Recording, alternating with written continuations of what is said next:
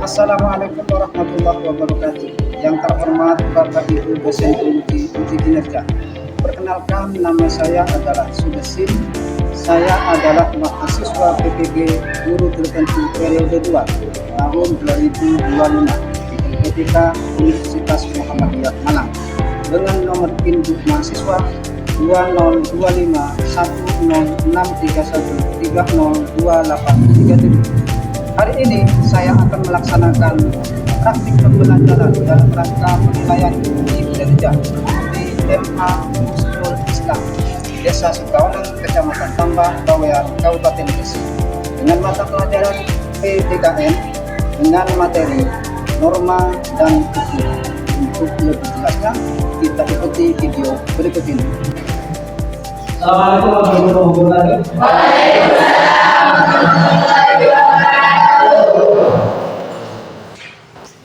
Apa kabar semuanya? Baik. Semuanya sehat?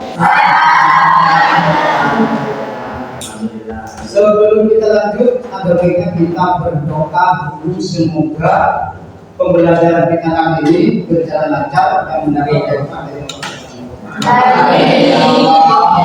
Untuk lebih hebatnya, kami mohon kepada para peserta untuk memimpin doa. Baik, untuk memimpin doa kami persilahkan kepada ketua kelas. Jaga berdoa dimulai. Bismillahirrahmanirrahim.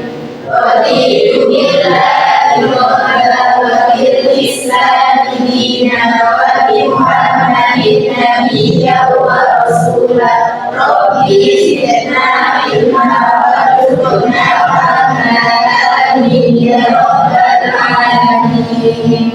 Oke, terima kasih. Baik, semuanya masuk? Nanti ada yang tidak masuk. Ada berapa orang yang tidak masuk? 2. Oke, kita absen dulu. Ainul Sari hadir. Aminatul Rizkia hadir. Azam Maksud hadir. Khairul Kafi hadir. Terbiasa hadir. Hanifah hadir. Lailatul Samira hadir. Lailatul Umaro hadir. Rizki Aditya hadir. Siti Rohai hadir. Oke, selanjutnya Nur Faiza, Nadiful Biasari, Kinsira, Safitri, Prita Rizkia Dipana, Kuratwagini, Halimah Amelia, Alisa Amelia, Zianatul Wahida, Muhammad Tariman hadir. Zainul Haid hadir. Oke, kita lanjutkan dengan materi yang akan kita bahas berikut ini. Anak-anak sekalian, sebelum kita lanjut, ada baiknya kita flashback dulu. Flashback dulu itu kita kembali ke pelajaran sebelumnya dulu, sebelum menuju ke pelajaran berikutnya. Kemarin kita membahas tentang Pancasila. Pak Guru akan memberikan beberapa pertanyaan sebelum kita lanjut ke pelajaran kali ini. Pertanyaan pertama tentang pelajaran kemarin tentang Pancasila, yaitu apa definisi atau pengertian dari Pancasila? Siapa yang bisa menjawab? Oke, maksud silakan. Pancasila diambil dari bahasa Sanskerta. Oke, lanjut. Yang artinya Panca itu 5 dan Sila itu dasar. Mantap, tepuk tangan sudah. Pertanyaan kedua, yaitu tentang isi Pancasila. Ini anak SD pasti apa? kan yang sudah SMA kelas 10 pasti di luar kepala, bukan kepalanya di luar. Baik, pertanyaannya, sebutkan isi dari Pancasila. Siapa bisa menjawab? Silakan. Pancasila, satu ketuhanan yang Maha Esa, dua kemanusiaan yang adil dan beradab, tiga persatuan Indonesia, empat kerakyatan yang hidup kami pada permusyawaratan berwakilan, lima keadilan sosial bagi seluruh Indonesia. Terima kasih, pertanyaannya sudah dijawab dengan sangat bagus oleh saudari Rizkia. Tepuk tangan. Untuk selanjutnya ada stretching dulu sebelum memulai tema pembelajaran hari ini. Stretchingnya berupa ya. Kalau saya beri contoh begini, Husnul Islam yes, NKRI harga mati, Pancasila jaya jaya tiga kali. Apa? Husnul Islam yes, NKRI Harga mati, Pancasila jaya jaya. Husnul Islam Yes. NKRI Harga mati, Pancasila. jaya jaya. Terima kasih. Tepukan.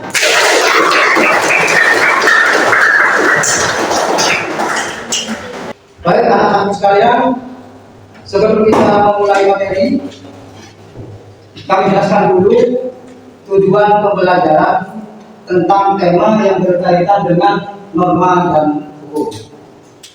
Tujuannya adalah bahwa anak-anak dituntut untuk bisa menganalisis dan menerapkan atau menerjemahkan ke dalam perilaku sehari-hari.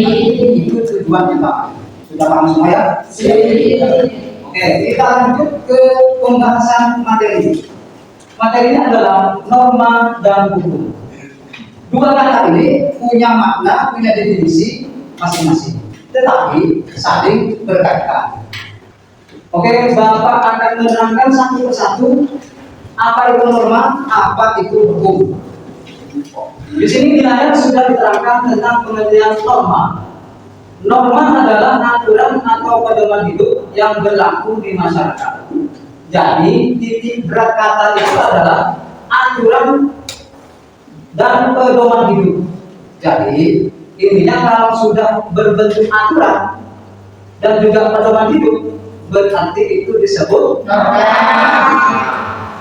Kemudian fungsinya norma yang pertama, poin pertama adalah mengatur tingkah laku manusia. Ya, untuk mengatur tingkah laku manusia, bukan untuk mengatur tingkah laku selain manusia. Seperti binatang tidak termasuk bahasa norma. Baik. Poin berikutnya, fungsinya adalah menjaga ketertiban. Tertib itu sesuai dengan aturan yang berlaku. Ya, itu namanya tertib. Kemudian berikutnya adalah menciptakan kedamaian dalam masyarakat. Damai, aman, tentram dalam kehidupan masyarakat. Kemudian macam-macam norma. Yang pertama, norma agama. Norma agama itu adalah aturan yang berasal dari ajaran agama. Ajaran agama itu datangnya dari Maha Pencipta. Kemudian yang kedua, norma kesusilaan. Norma kesusilaan ini berdasarkan hati nurani. Jadi manusia itu punya hati nurani. Misalnya bisa merasakan bahwa itu sesuai dengan perilaku yang baik atau tidak. Itu namanya hati nurani. Kalau orang sudah tidak punya hati nurani, sama dengan binatang. Artinya tidak punya pri kemanusiaan. Itu istilahnya. Kemudian norma kesopanan. Kata orang Jawa itu tolok romo atau tata krama. Kata istilah pesantren akhlakul karimah, atau bahasa lain, bahasa sosial adab budi. Itu namanya kesopanan. Berasal dari kebiasaan masyarakat. Berarti kalau kebiasaan itu bisa terjadi dan beda-beda tempat. tiap daerah itu tidak sama kebiasaannya. Tidak sama kebiasaannya tiap daerah. Kebiasaan orang Madura dengan kebiasaan orang Batak itu tidak sama. Pasti punya kebiasaan yang berbeda-beda. Kita lanjutkan nomor 4. Norma hukum. Nah, ini norma hukum dibuat oleh lembaga berwenang. Lembaga berwenang. Lembaga berwenang itu dan bersifat mengikat. Saya terangkan dulu, lembaga berwenang itu contohnya seperti lembaga kepolisian. Ya, lembaga kepolisian itu termasuk lembaga berwenang. Kemudian DPR, singkatan dari Dewan Perwakilan Rakyat, itu bisa membuat hukum dan aturan yang bisa diterapkan kepada seluruh rakyat Indonesia termasuk kita. Sifatnya hukum yang dibuat oleh lembaga berwenang itu sifatnya mengikat. Mengikat itu berarti sampai tahu tali yang bisa mengikat tidak bisa bergerak. Itu namanya mengikat. Oke, kita lanjut. Sekarang pengertian hukum. Kalau tadi norma, sekarang adalah pengertiannya tentang hukum. Hukum adalah seperangkat aturan. Seperangkat aturan. Penekanan katanya adalah seperangkat aturan, bukan seperangkat aturan ya. Seperangkat aturan yang dibuat oleh pihak berwenang, untuk mengatur kehidupan masyarakat.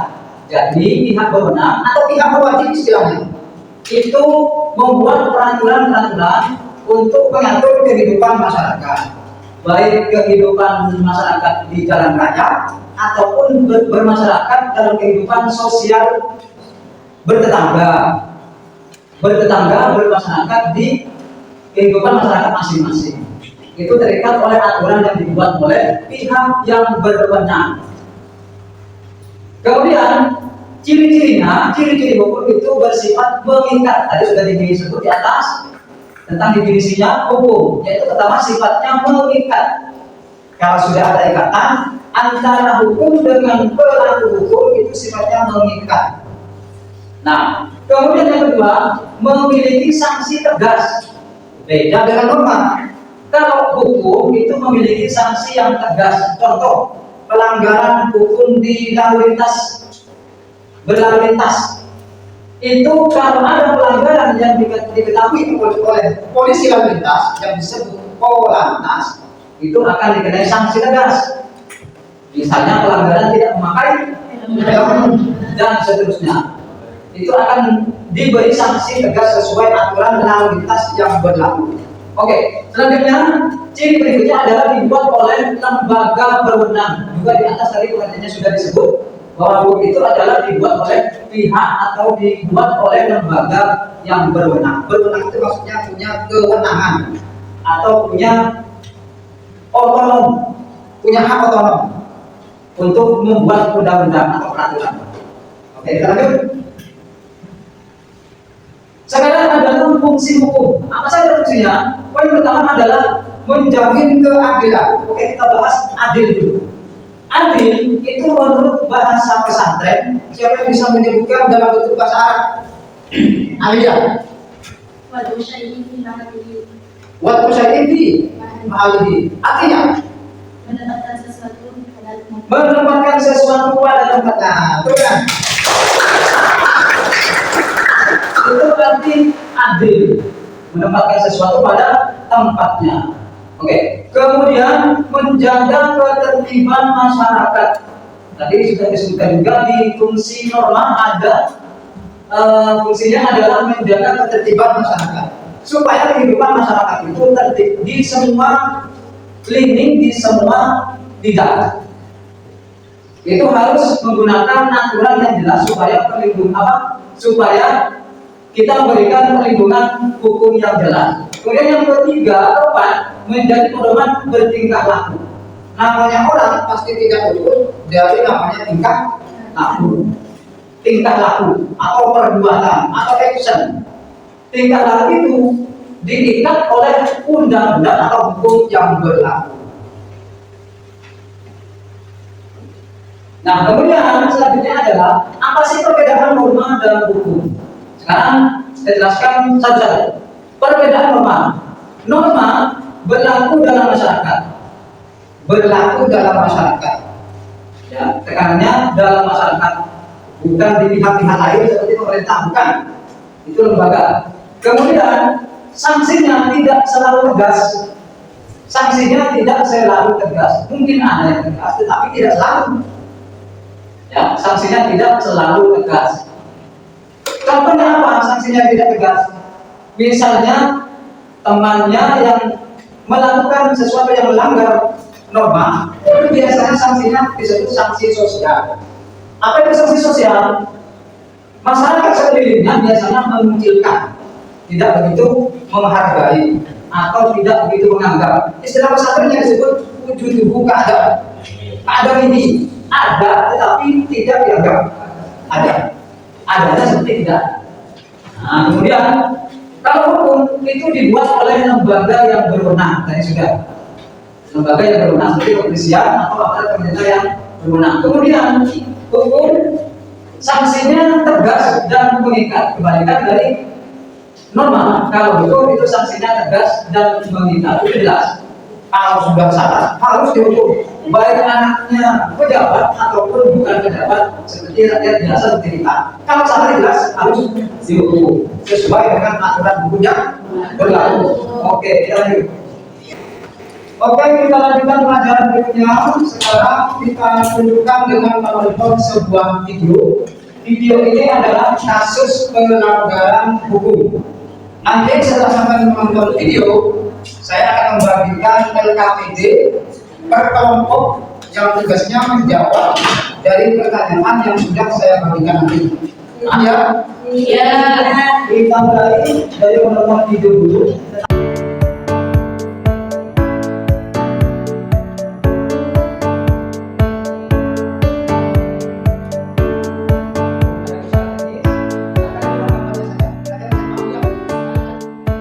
Cekat saja sudah cukup ya.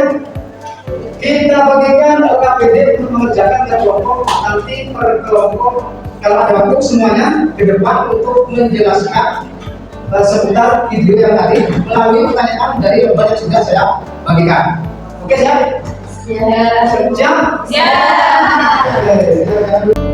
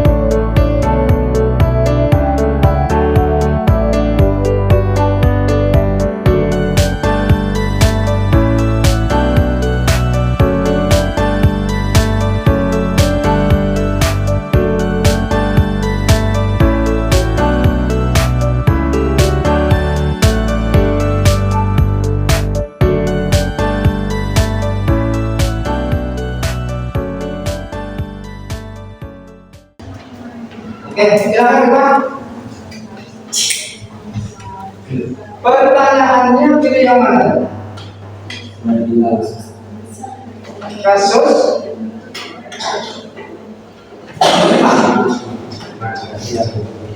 ucapan kasar itu ya.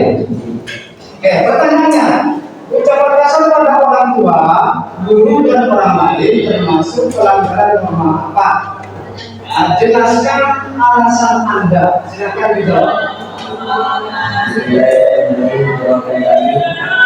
Yang pertama, menjadi gambar kesopanan. Alasannya karena perkataan kasar kepada orang tua, guru dan orang lain itu suatu perilaku yang sangat tidak sopan.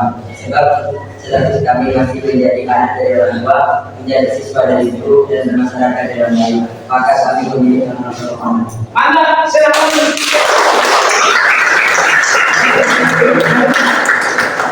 Kemudian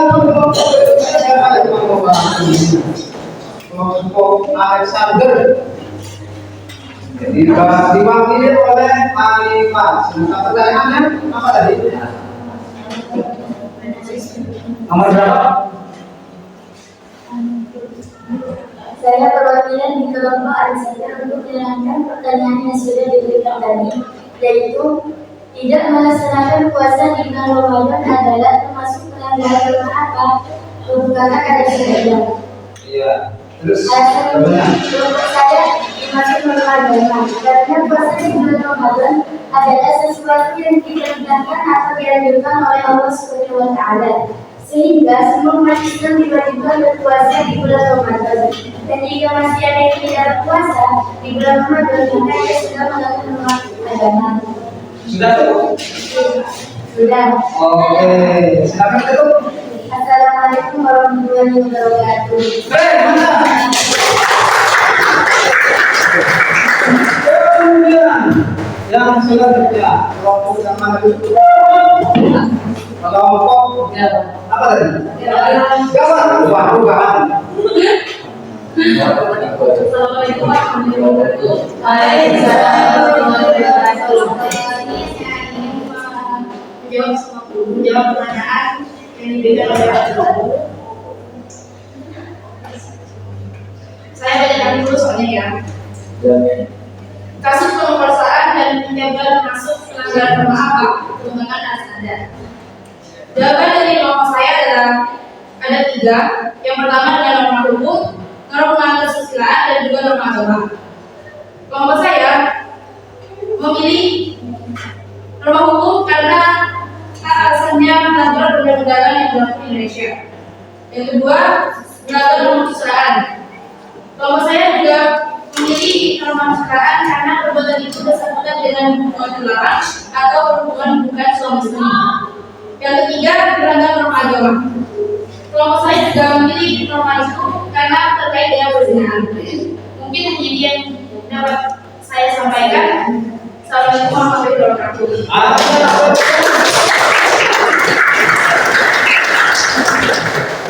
Masih ada 2 waktu yang belum ke depan. Silakan. Kelompok Kosmos. Kosmos. Belum dimasak. Silakan. Assalamualaikum warahmatullahi wabarakatuh. Waalaikumsalam warahmatullahi wabarakatuh. Kasus korupsi. Ya, pertanyaannya di situ ada. Pertanyaannya saya baca dulu ya. Pertanyaannya, kasus korupsi yang dilakukan pejabat termasuk pelanggaran norma apa? Kemudian kemukakan alasan. Silakan jawab.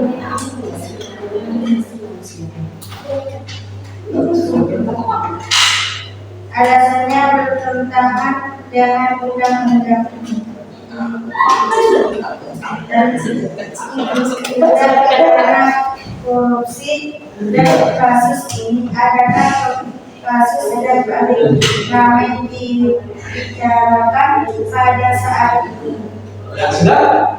Terima kasih.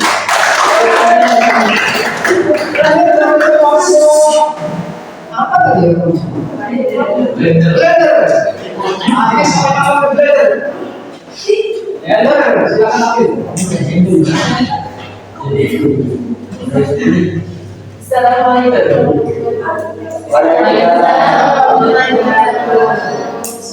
Saya akan menjawab pertanyaan yang disampaikan tadi. Soalnya kasus pembunuhan termasuk pelanggaran norma apa? Jawaban dari kelompok saya ada dua. Pembunuhan termasuk pelanggaran norma hukum. Alasannya ada dua.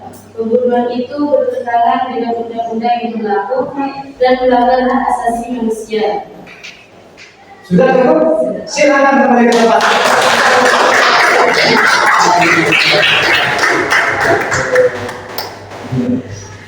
Oke, itu tadi pembelajaran yang sudah saya sampaikan. Dari pemahaman yang sudah saya sampaikan tadi, semuanya sudah bisa memahami apa belum? Bisa. Ada pertanyaan tidak? Bisa menjadi. Tidak ada. Ada. Oke, sudah tidak ada ya. Insya Allah semuanya paham semua. Dan mudah-mudahan pelajaran kali ini bisa membawa manfaat kepada kita masing-masing. Anak-anak sekalian, tadi sudah kita melaksanakan pembelajaran dari awal sampai akhir. Mudah-mudahan semuanya paham dan semuanya mudah-mudahan bisa menerapkan dalam kehidupan sehari-hari. Sebelum kita tutup pertemuan kali ini, ada baiknya Bapak akan memberikan pesan singkat seputar tema atau pelajaran yang sudah kita pelajari kali ini. Di antara yang pertama bahwa norma dan hukum itu adalah sesuatu yang tidak bisa dipisahkan, artinya saling berkaitan. Dan juga namanya manusia hidup di dunia ini pasti harus punya norma atau punya aturan. Apa jadinya kalau manusia hidup di dunia ini kalau tidak punya norma atau tidak punya aturan? Sedangkan aturan saja ada, belum tentu semuanya taat aturan. Apalagi tidak ada aturan. Tapi mudah-mudahan dengan adanya aturan, minimal semua pelanggaran itu bisa diminimalisir atau bisa dikurangi. Itu kira-kira yang bisa diambil dari video dan tema pelajaran yang kita sampaikan kali ini. Baik, kita akhiri pertemuan kali ini dengan berdoa mulai. Berdoa mulai. Bismillahirrahmanirrahim. Rabbana fa'alna bima lamana rabbi 'allimna alladhi yaquluna rabbi fa'ina wa fa'ina wa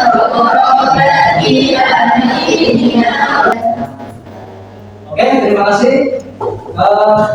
Kita tutup pertemuan kali ini dengan bacaan Alhamdulillah. Sekian dari saya sebagai guru PKN yang terima kasih dan mohon maaf. Assalamualaikum warahmatullahi wabarakatuh. Waalaikumsalam warahmatullahi wabarakatuh.